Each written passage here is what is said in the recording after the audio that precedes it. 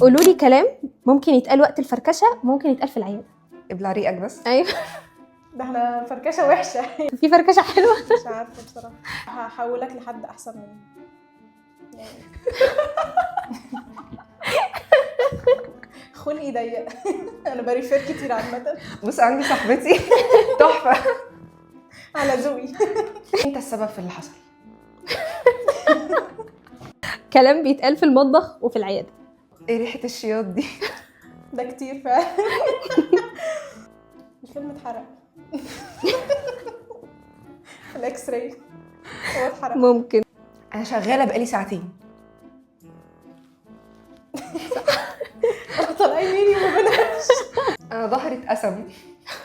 ده فعلا صح شبه. اصل ممكن أنا مثلا سبب- بقف في المطبخ اكتر أصلاً من ما حسين. أيوة ايوه صح. عشان كده انا ببقى حاسه انا بعمل ايه في المطبخ. بحاول اتخيل لو انا دخلت المطبخ ايه اللي هيحصل.